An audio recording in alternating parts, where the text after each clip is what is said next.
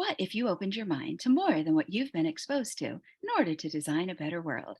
Good morning. I'd like to welcome Lee Stone to this Designing Your Legacy podcast episode. He commenced his career at the early age of 15 with the redesign of the Ellesmere Shopping Center in England. This single project cemented his career and path in the field of building design and project management. In 1998, he opened his own design firm and was fortunate to work on very high-end residential projects in Pebble Beach, California, Carmel, as well as Los Angeles, California. As his brand became more established, he performed works on much larger commercial hospitality and retail schemes illustrated throughout his career and available in his portfolio. Welcome, Mr. Stone. Hi, Angelina. It's very nice to be.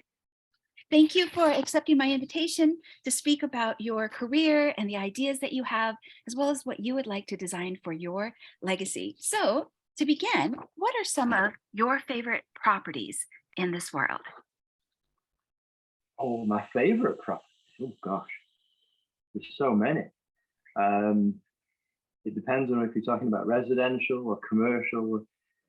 There's too many to choose from. I don't resonate with one particular style or another. Every single one is unique, and there's certain elements about one thing that you can really, really enjoy, and not quite enjoy other aspects of it. You can't always take a singular building as a whole and say, "Oh, this is the perfect one," because just like in a movie, there's certain parts which are amazing, and there's other parts that are a little bit ooh. Yes, and I know that you have opinions about yachts as well as other products, not just necessarily just property. But I know that one of the architects that you particularly like is Frank Lloyd Wright. Is that correct? Oh yeah, absolutely. Frank Lloyd Wright, I mean, he's in a class of his own. An incredible mind, and so many fascinating projects. Yes, I mean, I do have some strong opinions sometimes, and naval architecture. Well, when I first started my career, I didn't know if I wanted to go into naval architecture or if I wanted to stay in the sphere of building design and our built habitat. I still carry that passion about yachts and boating, but yeah, life took me in a different direction. But yeah, just coming back to Frank Lloyd Wright, he is really a designer who really changed, I think, the way that we look at the way we design, the way we craft projects. He's certainly been an inspiration, not just for me, but for many designers, architects, whether it's interiors or in general. Lovely. And so if I go back in time for a moment, here you were at the tender age of 15, and your dad bought you a drafting table and a set of pens. Is that correct? That's right. It was a Christmas gift actually when I was 11. A drafting table and a set of pens. And he'd done some drafting early in his career, although he didn't actually become a draftsperson or get involved in the building industry at all. He went in the textile direction. But he showed me some things, and as soon as I picked up the pen, I knew this is what I wanted to do. And then it just exploded from there. And when I had the opportunity to revamp a terrible outdoor shopping precinct where I grew up. And this would have been in the Manchester area or just north of it? Yeah, it's just west of Manchester in a town called Walkden. And oh gosh, it was absolutely awful. I think it was done in the 60s and it was falling to bits. And I thought, I was in school, I was in high school, and I had to do a final thesis for my GCSEs. And I thought, I want to redesign this. I want to put a roof over it. I want to enclose it. And so I did. And I made a model and I did a lot of renderings for it, all pen and ink renderings. There was no CAD in those days. It was all hand drawn. And then it went in for examination, and I got a call from the council, and they built it. So yeah, it's quite proud of that one. Ah, it's a lovely story. It's very lovely, and I appreciate that there was the support from your parents in your teenage years to encourage your talent, and also the real life experience that if anyone's listening to this and they're 15, no matter where they are in the world, that they can also feel inspired to look at maybe a local precinct in their area and imagine what could be better and what could be created in that space. Like you said, not just observing what is in the present today, but going a step further and visualizing what could be in possibilities designs. And we're going to look at something in a moment. But I wanted to ask you, how did nature influence you growing up, or even today with your architectural designs, whether it's residential or commercial? How does nature? Okay. Um, well, I think the best way to answer that is to come back to the site, because everything depends on the site. If it's a slope or flat terrain, what is going on the site that you can draw upon for inspiration. And I think this is one of the things that tethers me back to falling water, which we're going to look at in a second. But the way it integrates into the site, and you can look at trees, you can look at the way the light falls, you can look at how the property undulates. Maybe there's a certain wind flow that can be taken advantage of. So all these elements are brought together. There's a practical thing that needs to be evaluated, where's the travel of the sun, prevailing winds. Those are practical aspects that you can utilize within the building design. But on an emotional level, you need to connect with the site as well. What does it speak to you? I remember a client a long time ago, and he loved this particular view, this one particular view, and he wanted certain rooms to capture just that particular view because it resonated with him.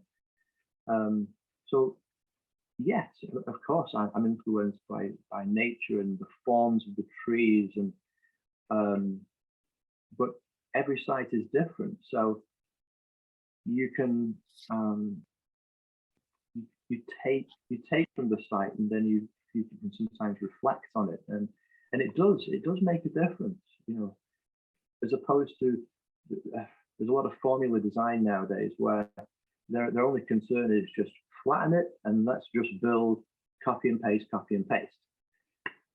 Now, sure, we see that everywhere, but is that great design? I don't know. Yes. Not too keen. Thank you for speaking into that. I think a lot of it is formulaic because of the, on one hand, there's the commercial aspects, and then on the other hand, there's the artistic license and the design talent that can come forth to making that site, the best that it can be. And yet, when we look at the commercialism aspects of it, whether it's real estate developers or just from a cost budget standpoint, sometimes that can take precedent, and it doesn't have to. And I think that's part of what we're going to talk about in a moment when I share a few slides. So let me just run through a couple other quick questions. And so number 3, how do you go about new project design? Because I appreciated that you spoke into that you don't rely so much on CAD. CAD is one of the software programs that's available for young architects these days, and yet you have another approach, and I wondered if you would speak into it, because it's available maybe to anyone, not just those who have the means to purchase a CAD program. Well, CAD is a fantastic tool. CAD standing for computer aided design. There are many types of software that are used commonly within the field, whether it be in 2D, 3D. There's lots of software that manufacturers that produce some amazing products, and they are fantastic tools. Now, personally speaking, I've never learned CAD. I've tried to avoid it as much as possible. That's not to say that I don't use it. I will normally instruct and guide people to use CAD to take what is in my mind and then put that down on well, it's technically not paper, but it's putting it down on the screen and actually building a 3D model. I think CAD, referring to the 3D modeling, has taken something away from the capacity of our imagination. It's automated things in a way that at one point, not too long ago, we had to use our brains, we had to use our head and our imagination. And that's where I come from. It's the old school, where your idea is in your mind, and then it's your job to manipulate that scene and the materials and the space and the volume, turn it around inside your mind and really see it and walk through it, and then move that to the actual drafting portion, the production of the construction document. And nowadays it feels to me like we're using these 3D tools all the time, that we're relying on the computer to tell us what a space will look like. Now, from a client perspective, that's incredibly useful, because a lot of clients, they don't necessarily have the same kind of imagination that you do as a designer, and they need a little bit of guidance. They need you to walk them down the garden path. This is what this room's going to look like, and this is the view from here, and this is the view. They need that tool. Some people. Other people don't. They can just look at a flat 2D plan and they can get all the information they need. So, from that perspective, it can be an enormously valuable tool to convey the design intent to the client. But from a designer perspective, I prefer to see, especially younger designers, I'd like to see them draw more. I'd like to see them move the computer to one side for a second and pick up the pen and start to explore these spaces in their mind and on paper, and then translate it into a 3D. Because then it really starts, your imagination is incredibly powerful. And it feels like we've kind of lost a little bit of that momentum now. We've automated too much. Yes, very, very much so. I think that when someone can tap into their imagination, it's just a deep well.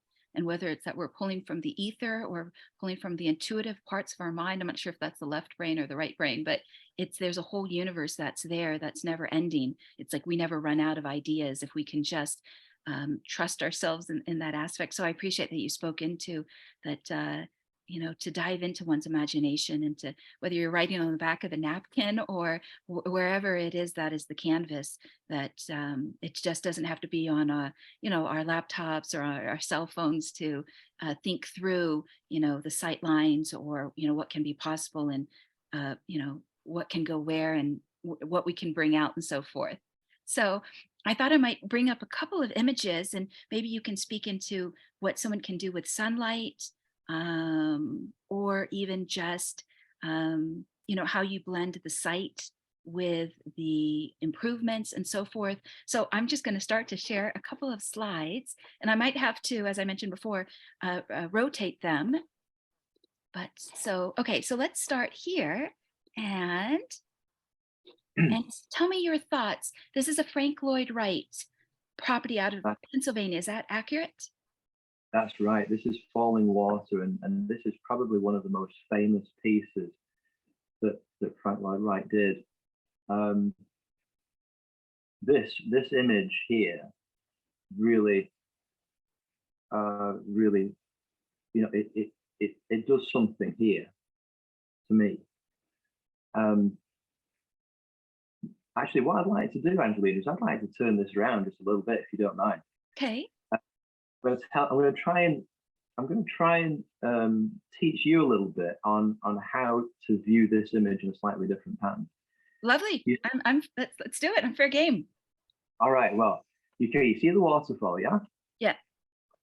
Now, underneath that waterfall, you have this dark black crevice. You see that?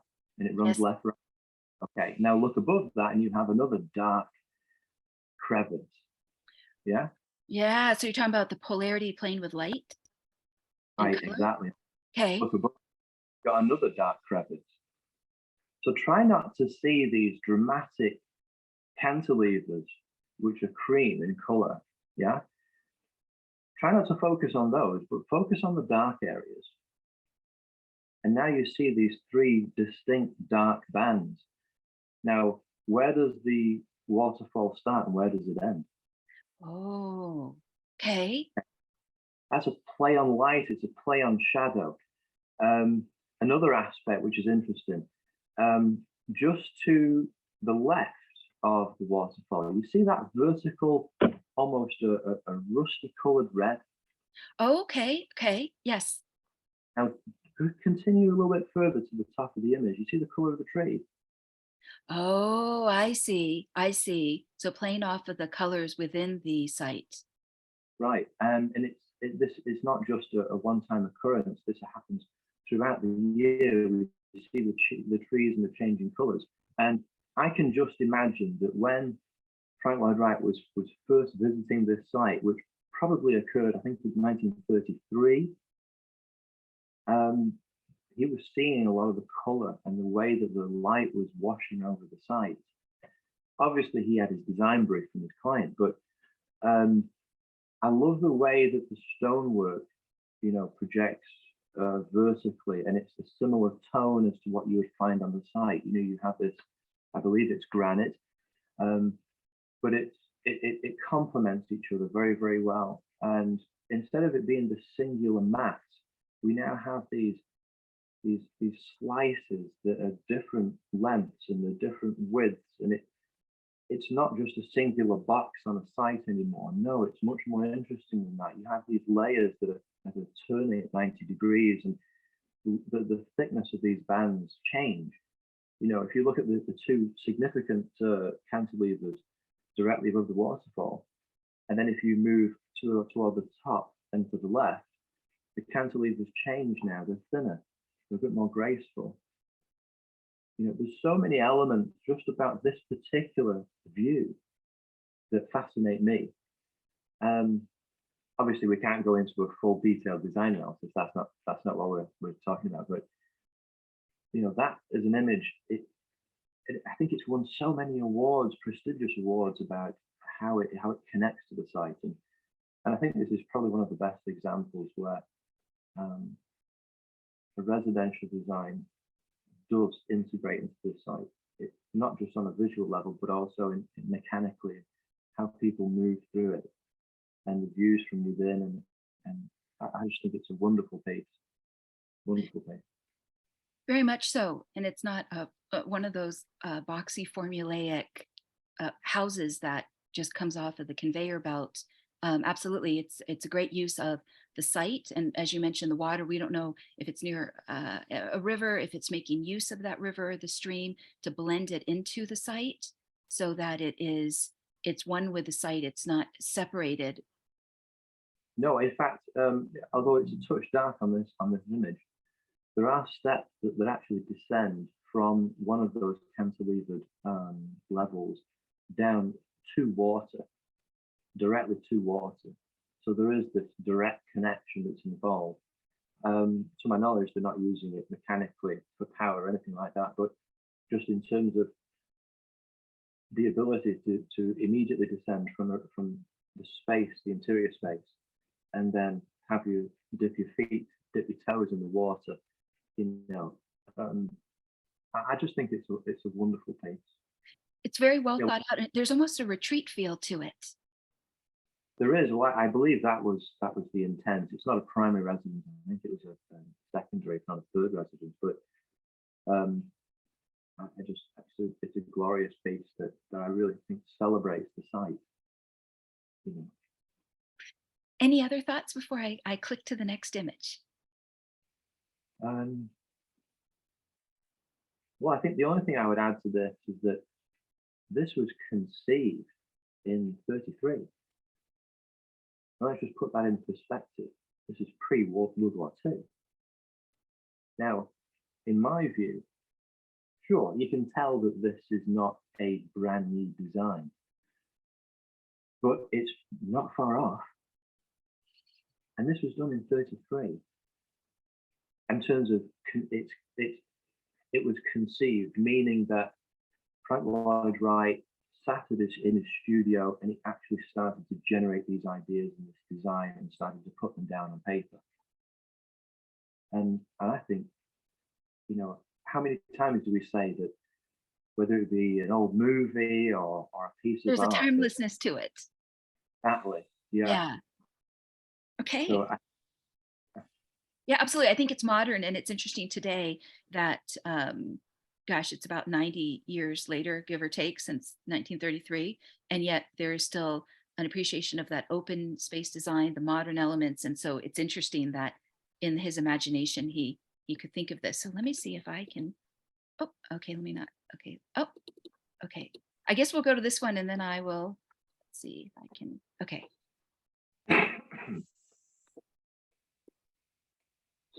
Okay, would you share your thoughts on this one? And let's see if I can remove the sidebar, hide sidebar. Okay. And this is a closer view of the same property. right, this is the same one. What struck me with this, well, there's quite a few things. Let's just, the photography is one thing, so just move that to one side. But you have this stone wall that's the closest thing to you in the image. It's a vertical wall. You see that, and the same cantilever treatment appears here. You see that. So you have these larger stones, and then you have these very thin stones that just project from the surface. You see that? Yes. And I love the use of the organic materials. Keep going, please. Yeah, sure. So you can see the same color tones that, you know, from the site.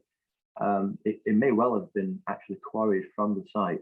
I'm not 100% sure on that, but I love the way that these finer details are introduced into this vertical element, and then you can see the cantilevers move off to the left, and it feels layered to me.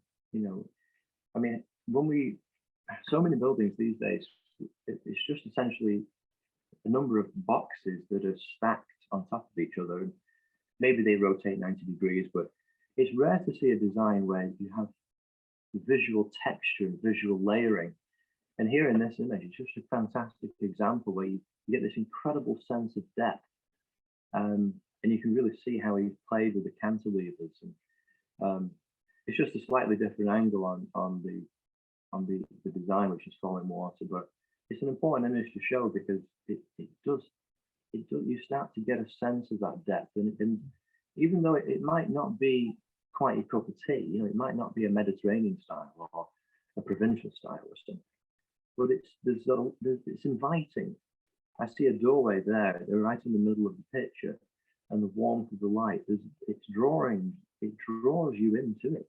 It wants you to experience the building. And I think that is one of the most important hallmarks of great design. Yes, it's beautiful. It's beautiful. Any other thoughts that come out of this image when you look at it that maybe the untrained eye might not see or appreciate? Well, I think there is an integration into the site. We don't see a lot of retaining walls, and we're not forced visually down a certain path. We're allowed to see things in at different times. I'll come back to that topic a little bit later, but I love the way that nature has kind of encroached into this scene. It's not hard lines, and it's not a definitively framed view. I love the fact that it's diffused with foliage and the natural rock on the right-hand side. Just from a visual perspective, it works, and from a design perspective, I think it's just absolutely gorgeous. Splendid. Okay, I'm going to move to the next image. Let's see if I can figure out how to. Okay, yes, I can, and I will just rotate it. Okay, so this must have been a project in the Mediterranean. Right, this is in Majorca. Oh, I love Majorca. Keep going. This is a fantastic design by an architect named Rubio. He's an incredible designer. I first came across this building, gosh, quite a few years ago. I think it was done maybe 20 years ago now. I'm not sure, but I love this building. It's called the Bird House, and it's known for these dramatic sweeping roof lines. And obviously, there's an abundance of white, which is stereotypical for Mallorca, but I love the balance and the play with natural woods underneath the roof, for example, and some of the furnishing. It just sets it off just enough. It's not clinically white. You know what I mean? I'm sure you've seen those places where every single thing is white and it's glossed white, and it looks like you're stepping into a surgery or something. But this, Sterile. Yes. it's incredibly sterile. But this building, there's a lot to look at. There's a lot to take in. You know, you have the fireplace on the right, and you have this sweeping roof line that comes down. You know, and it's not just a design aesthetic. It's important. Now, anybody who's spent any time down in Mallorca or the Costa del Sol, if you have a completely white structure, the glare on the eyes is absolutely it's very uncomfortable. In fact, in California, pure white structures, I mean, you need to wear sunglasses all the time. But now take a look at that image. You can easily see that there's a sense of balance that's occurring here, and the natural wood helps just knock down that stark light a little bit. Yeah, I love the earthy tones, and even the window above the fireplace.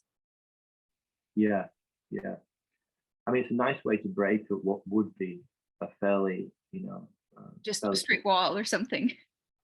but now we've introduced this penetration of light, and I think it's lovely piece. And let me rotate it again. This is the same structure, it's just looking in the opposite direction, and you can start to see these dramatic roof lines. The site is actually quite steep, so the way that the roof lines are kind of layered on top of each other, and it's not just a singular roof line, it's also broken up in various stages, hence the term the birdhouse. You can easily imagine these two graceful wings. It's a wonderful example of respecting a site. We have, instead of just carving out an incredibly deep building path and then just setting a block on top. No, in this case, we have numerous levels that take you from the street down toward the pool level. I think it's a fantastic example, and yes, it is white. That is the predominant theme, but you'll see in the latest slide the way that they introduce nature back into the design, and I think it really is an interesting one. Yes, I know one of the things that you had spoken about in our preamble was about how, as humans, we need to put our feet back onto the earth and reconnect with nature, whether it's through our homes, our lifestyle, and so forth. And I think this is just another example that, regardless of the location of where you might domicile within this world, that you can always have that integration with nature and to invite it into your space. Oh yeah, I think that's absolutely right. Okay. This is an interior shot of the birdhouse, and you can see how they've played with the existing rock formation and actually integrated it into the design. I think what a lovely sense of contrast, and it just adds this warmth into the design. Now, my personal opinion, I'm not too keen on everything being white. You can play with whites, creams, and you know what I mean? You can play with color just a touch and give a bit of depth. But I love the way that the natural rock has been introduced directly into the living space. You can touch it, you can feel it. It probably gets moist, at a certain time of year. So I think as an image, as a design, I think it's just remarkable, and I love that. Whenever I see it, particularly you see it a lot in Greece as well, where they introduce, the natural rock formation and they fuse it with the design on an interior level, not just on the exterior. I think it's fantastic.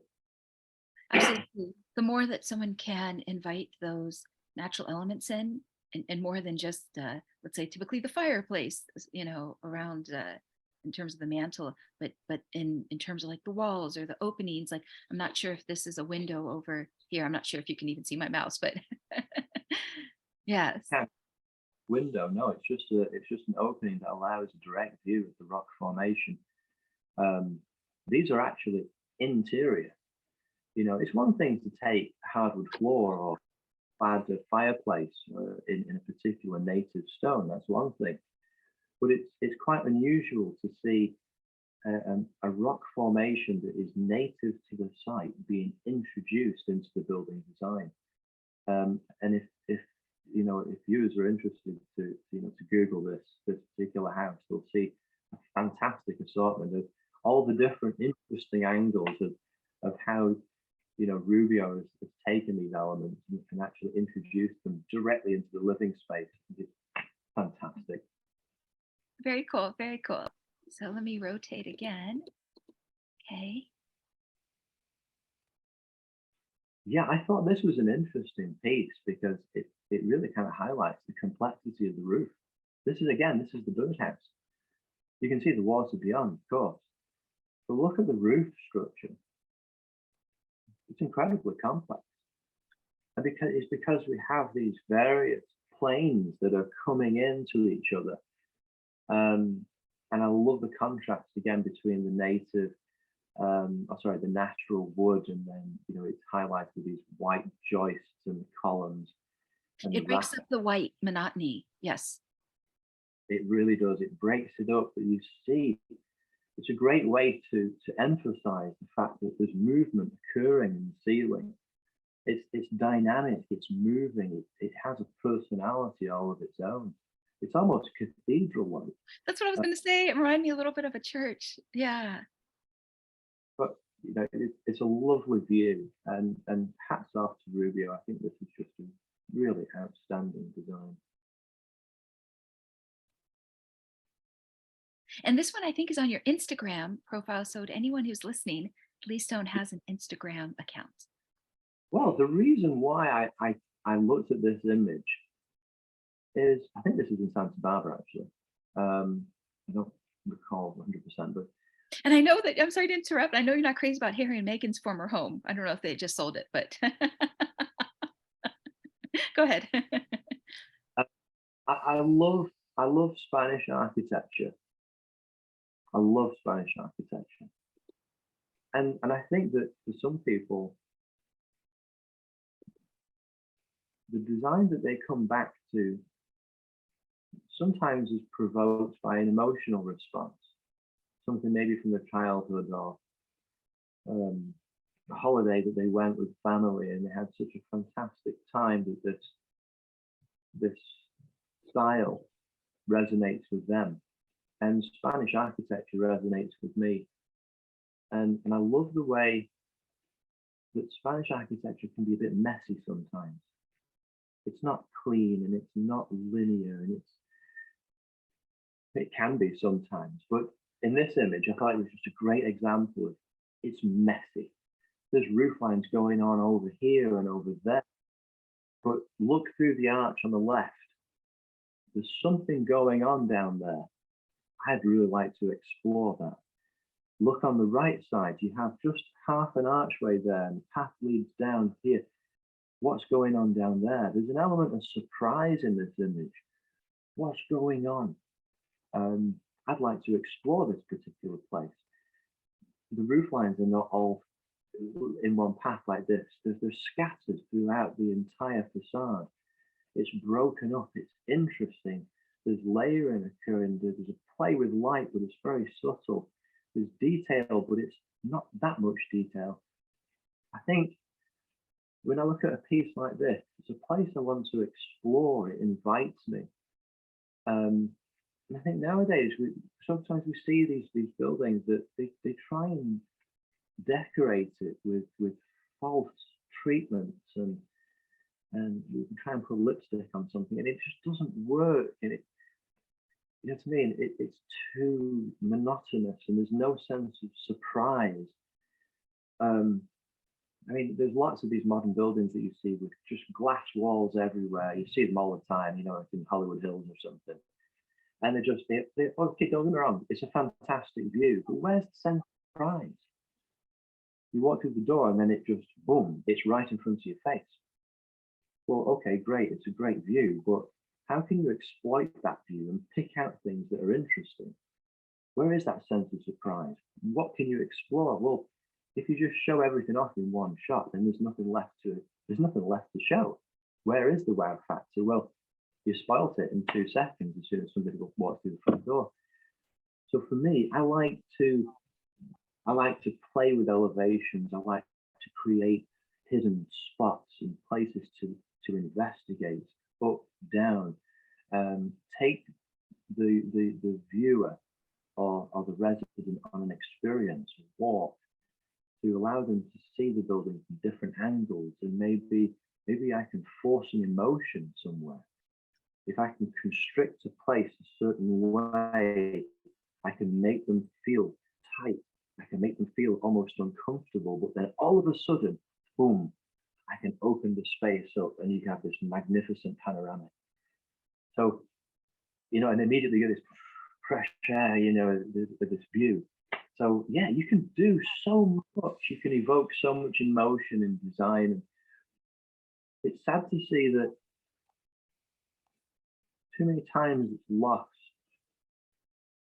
for the sake of a dollar. But I would argue, I don't think it costs that much. I don't think it. In fact, I'm pretty sure on that.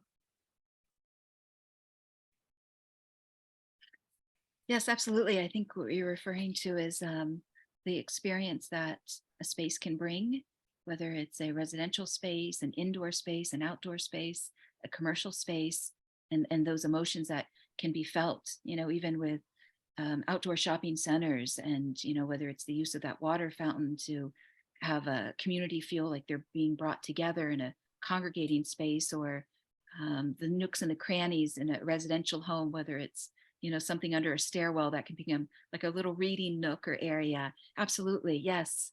Yeah. Thank you for pointing that out. And I think that what you said about sometimes things are lost for the sake of the dollar, maybe set aside those little extra amounts to not just race to the finish line, but, enjoy the journey here and everything that, property can offer. Yes. Okay. I'm just going to move to the next image for you to opine on. And okay. And this is located where? Well, this is actually a set. This is taken from the Netflix show Bridgerton. Oh, Daphne. I don't know if I can actually mention that name, but anyway, I thought this was a kind of an important image. It shows very well on the screen. It's very well done. It's an interesting piece, and I do like, old French and provincial. I the classical. I do have an appreciation for that. Obviously, from a technical perspective, this roof does not work. Just as an example, you see the fireplace on the left-hand side there of the front door? Yep. And then look directly above it, you have an archway opening. That's one of them. And if you just look a little bit lower, there's another one directly above the fireplace. Oh, I see. Yes. From a technical perspective, that's not possible because back in the day, there would be the chimney flue behind it. So, but the point is that set design is it can be also an inspiration. When I saw this room, I thought there were certain elements that I thought were really fascinating. Obviously, they've gone a little bit over the top.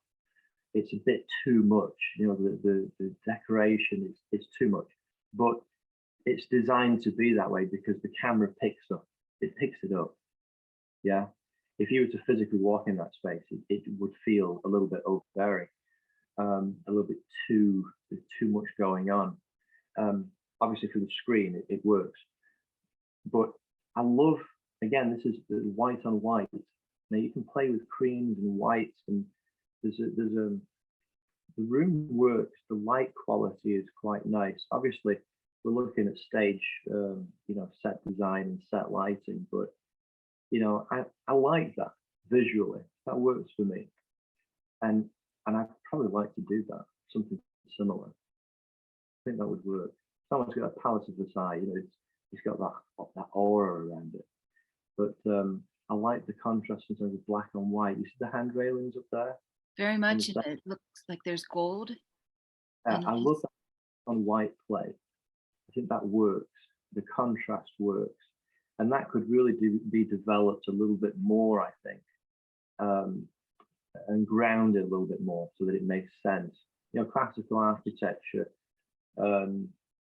speaks about proportion and scale, and all the technical side of things. But if I was to redo that into a real residence, I would ground the design. I'd ground it so that it works.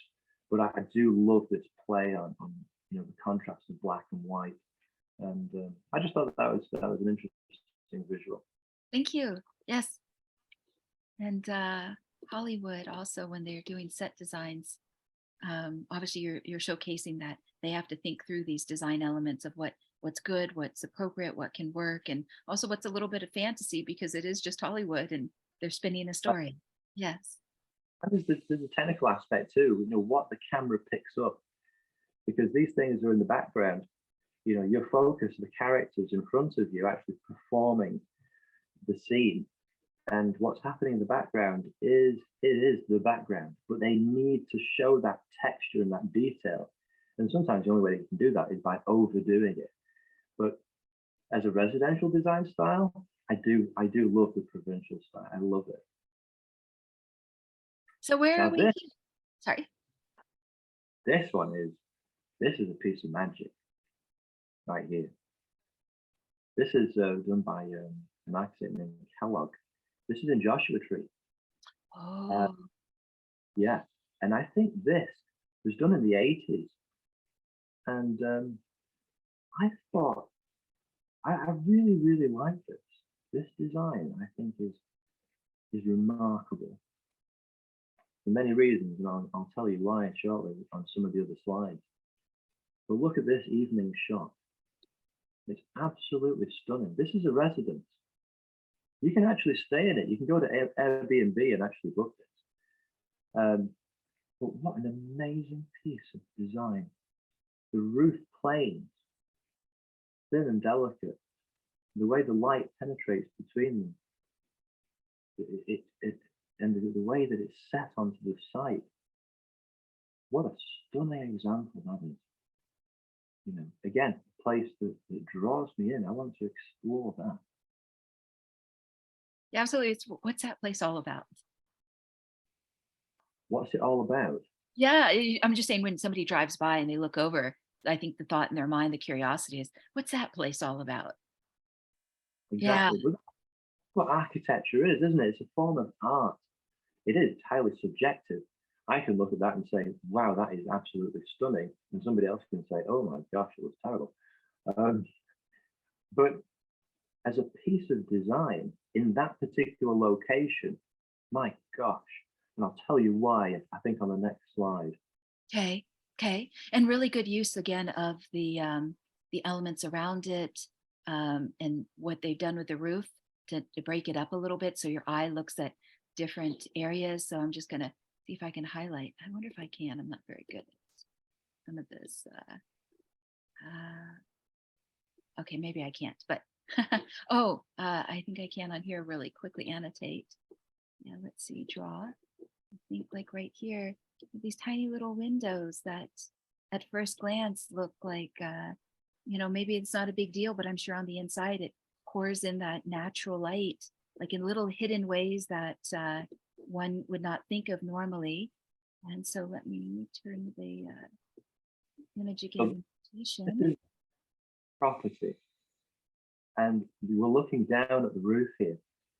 So those planes we saw before are narrow bands. And I mean, imagine Joshua Tree, it gets incredibly hot.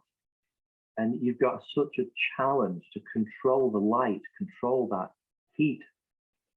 And And I love the way, or I really appreciate the way that this design actually works, in that we don't have a singular roof structure. We have these bands, these planes that come together and they overlap and they turn and they twist. Again, there's this movement that's occurring, but it's also filtering out that direct sunlight.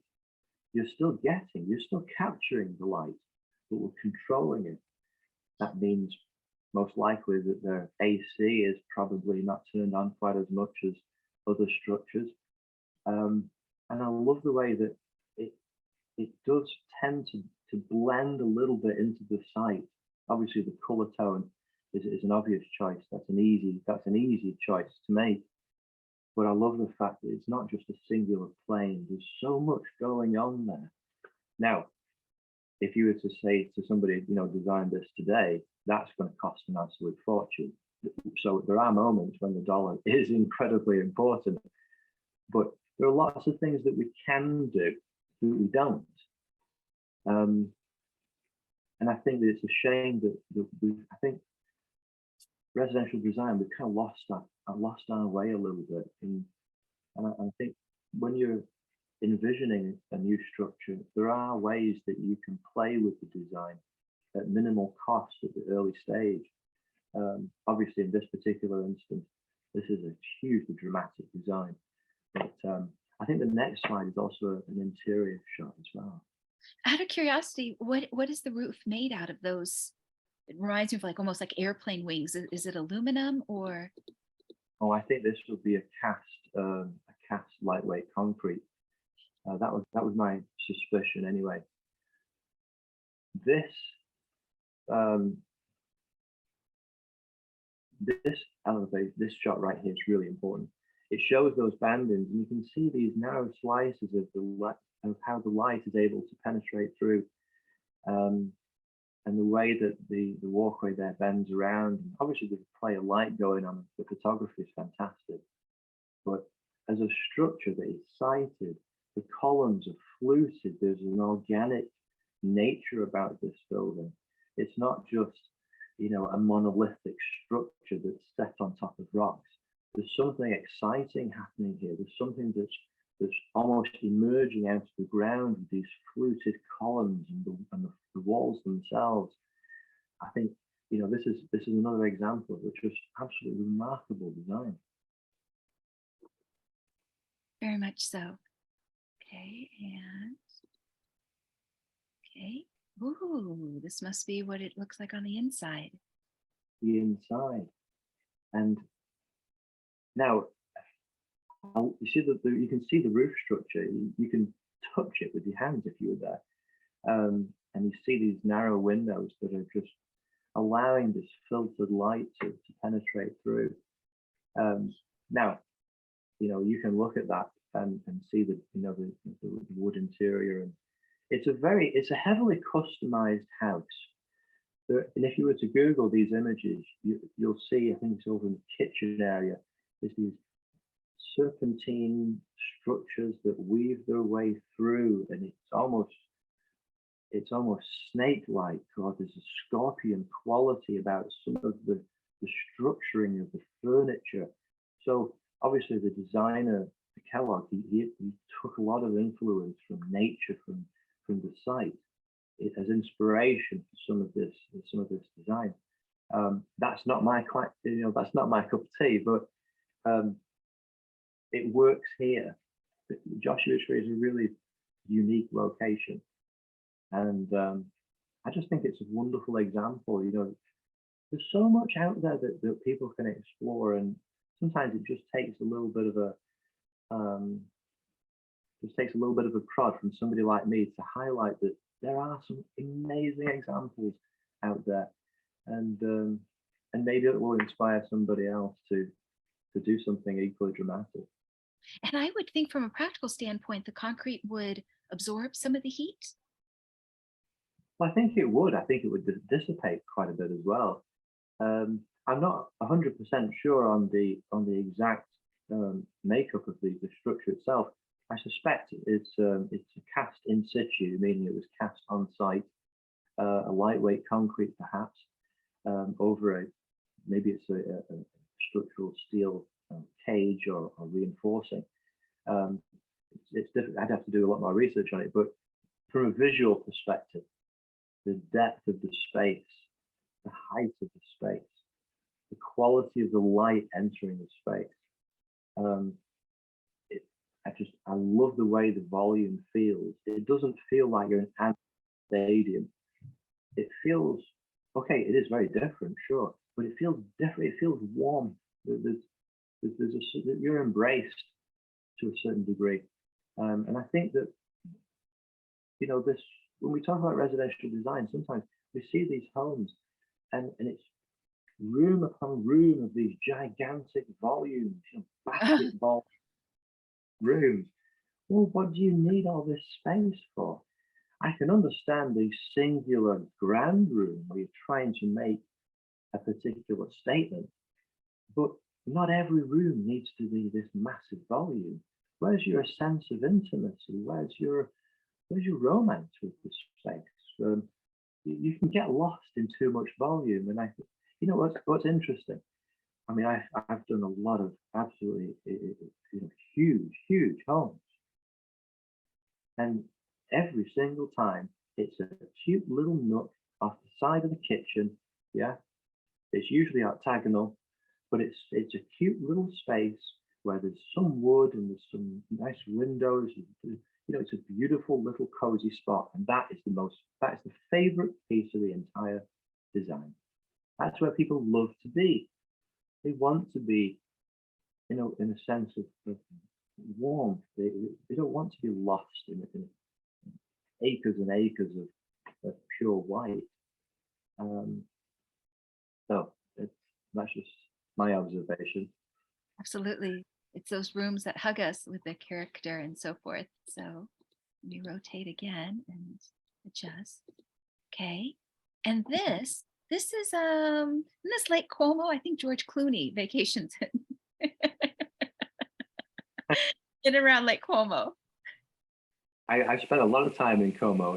I did a design in Como. This particular image is actually in Spain. Oh, okay. It's near a town. It's about halfway between Marbella and Benavides.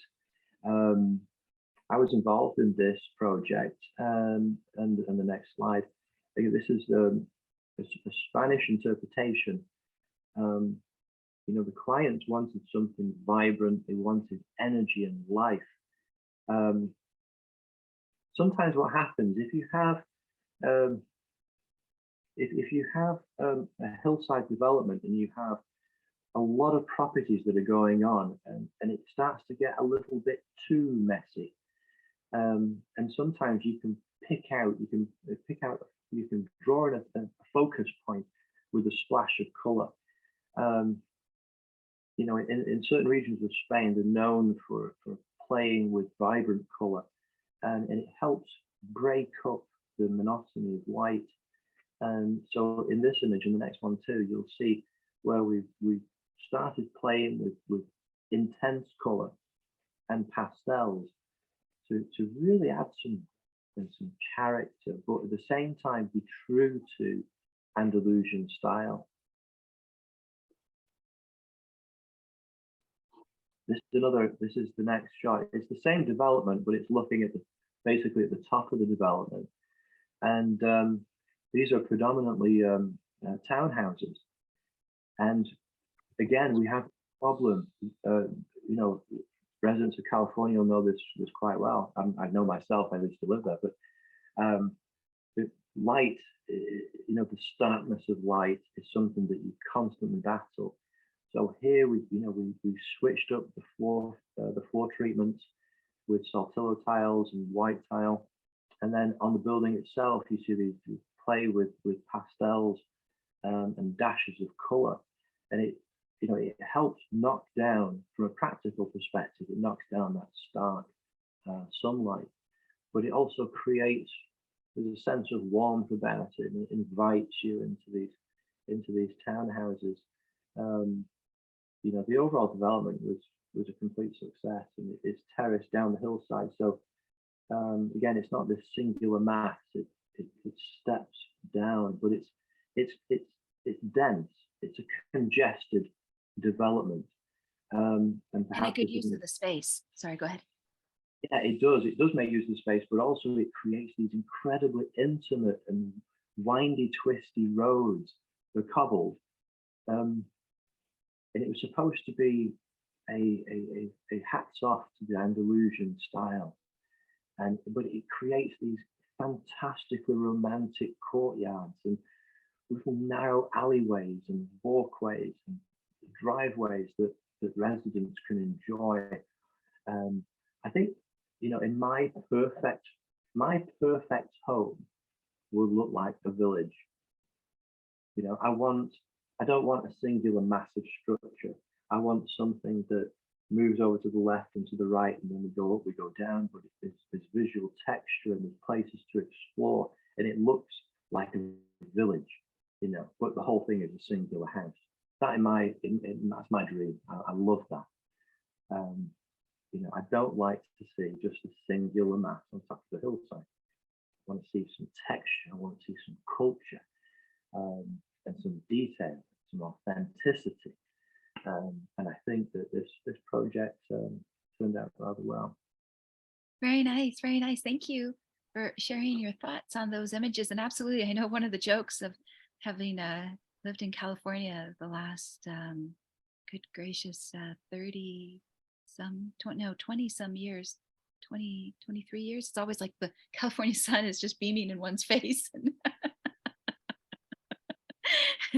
Yeah, so I think to be able to make use of the light, even in that a property in Joshua Tree, it's almost like each one of those roof lines directs the light and almost like a mirror to break it up so it's not so monotonous. And yeah, just you feel like you're being baked in the California sun or the sun in Spain or yeah. I mean, forgive me, there's that big shopping complex in LA. It's outdoors. Over I with forget the name. Crusoe. Yes, the Crusoe brothers. Yeah, Uh, Rick Caruso. no, but there was one that was done a long time ago. What's it called now? Well, they've done a few developments, the Crusoe brothers, but the first one, and I think it's not.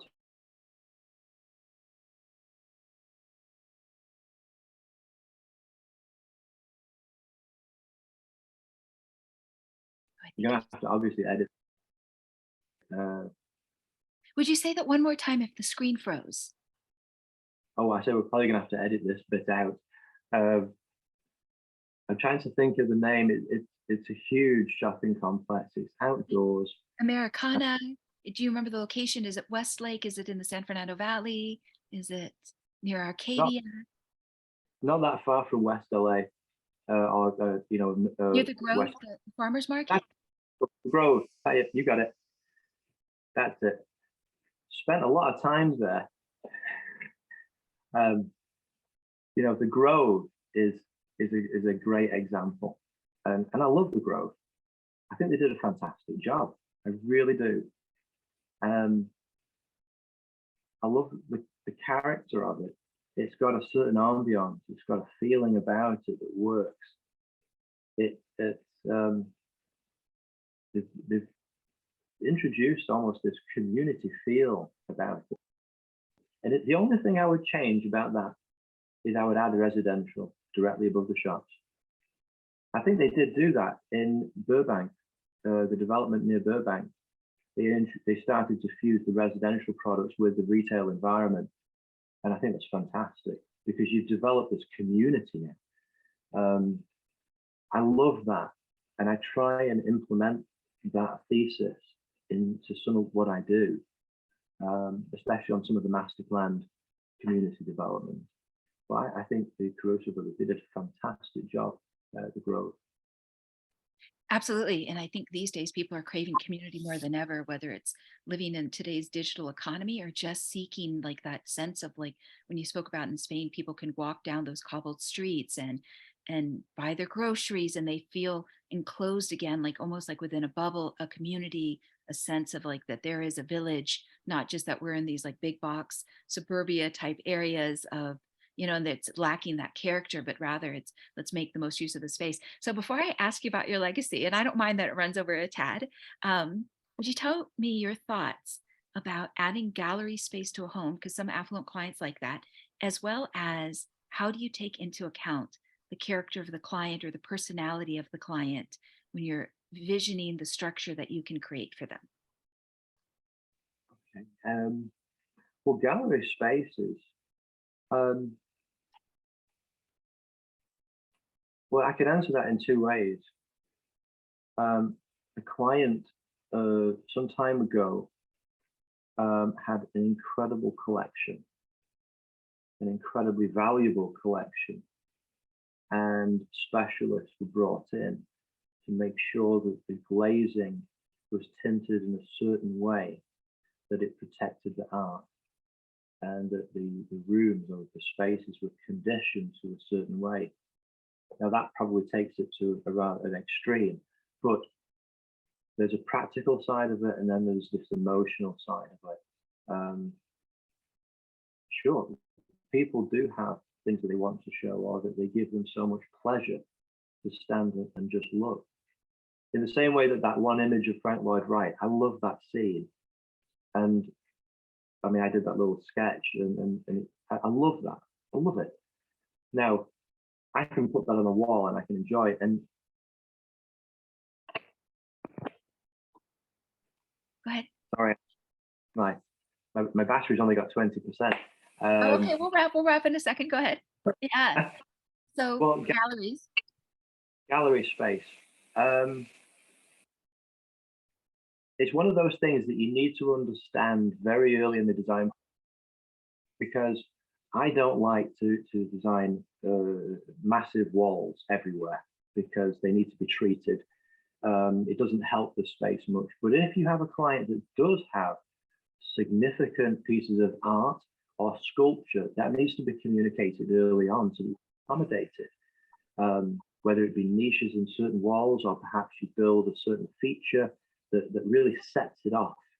Or perhaps you have a seating area where you allow people that moment just to capture the art. So it needs to be communicated early, so that you can actually design for it, and you can, I like to bring people on this emotional journey through a home, and perhaps to one client, this particular piece is important to them, and they hope that other people may enjoy it. So we try and create a special zone for this piece. Otherwise, sure, maybe you need to allocate certain wall space, so it's more of a technical procedure then, if it's not terribly important. But and in terms of how the emotional aspect of the client and listening to the client, it's hugely important, massively important. When you're designing somebody's home, and that's about as intimate as you can get. Their bedroom, their bathrooms. These are incredibly intimate spaces. And there's two kinds of owners, really, especially when you're talking about high end. You have the person that just wants to show off, and you have the person that really wants to live and enjoy their space. How you respond to somebody who just wants to show off, that's a separate question. But for somebody who's really, they want to emotionally connect with their home, and they want the people that are important to them, their primary, secondary family, they want them to enjoy the space as well. So it's really important to get to know them, understand them. How do they live their life? What's important to them? When they come home after work, what do they do? What do they like? What they dislike? And then when you start to talk to people, and you engage them in sometimes very intimate conversations, you get a sense of who they are, and there's a level of friendship that builds through that process, of course. But professionally speaking, you then translate all this information, and then you start to work with it and massage it, and and then suddenly this thing starts to evolve into a tangible design. Um, and sometimes you get it wrong and you need to fine tune, and the client, obviously, they always have their input, but it's a journey. It's a journey. And I think it's well known, isn't it, when they say one of the most stressful things you can do is build a house. It can be, really can be. It can be absolutely awful. But I think if you hire the right people, that you can have a conversation with them, and there's this professional relationship that's going backwards and forwards. It can be an enjoyable experience. It really can be. And I always try to bring that to the table. It's not a sterile business conversation here. There's a friendship that develops, and it continues, and that's how you learn about your clients, so that you can give them what they really, really want. Right. And it's in the moment, you dance in the moment to understand them. It's not that formulaic, typical real estate developer of, yeah, yeah. So I know we have to wrap in a moment. And since this is a legacy podcast, what does the word legacy mean to you personally? And what would you like your legacy to be? Gosh.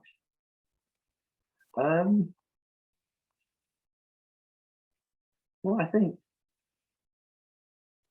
one's legacy really is only important to the people that are close to you. In my case, I mean, I would just want my children and my immediate family to be proud of who I am and what I've done, and take something from that. I think there's the emotional side of legacy, and then there's this practical side of legacy. Practical side is the easy bit. That's just money, basically. That's just setting up.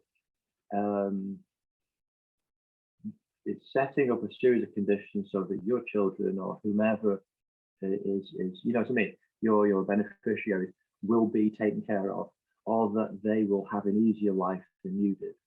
Make it a bit easier for them, if that's possible. And then there's the emotional side of legacy, isn't it? I would want them to understand the kind of person that I am emotionally, intellectually, and take something from that and maybe apply it to their own lives, and maybe learn how I dealt with adversity, or how I dealt with a difficult situation, and learn from my mistakes, and learn from my experience. Those are the things that you can carry forward. That's my legacy. The things that I'm able to teach them. Everybody else can go to hell. I don't care. Isn't that one of the things that comes with age? I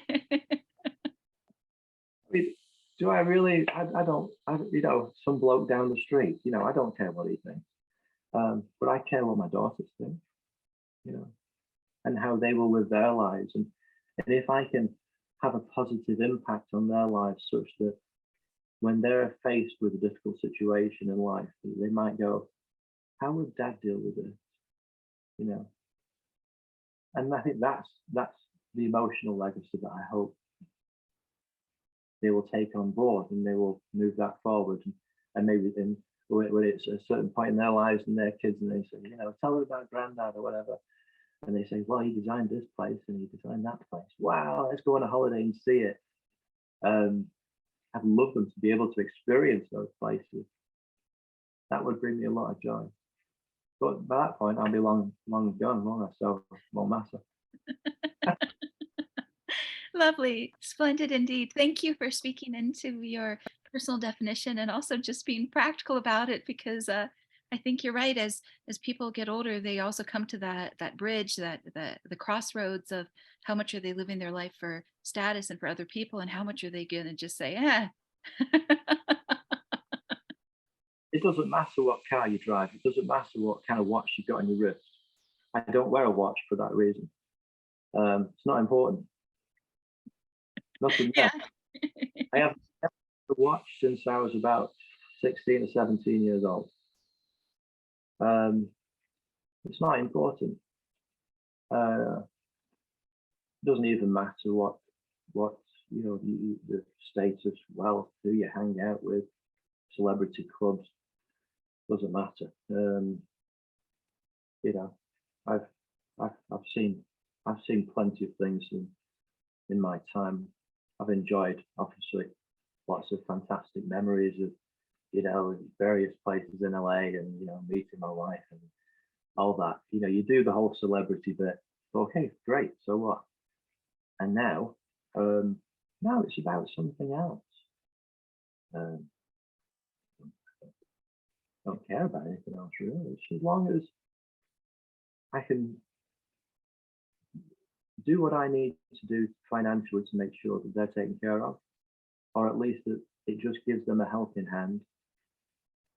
And then the most important thing is that they carry part of me in their heart and in their head. And then who I am, the type of person I am, I hope they carry that. That's my legacy, isn't it? I guess. Very good. So, what's the best website if somebody wanted to learn more about your work, and to reach you? Well, our website is housofstein.com, and that's I live in Germany, so I thought it would be interesting play on words. House of Stone, maybe in stone.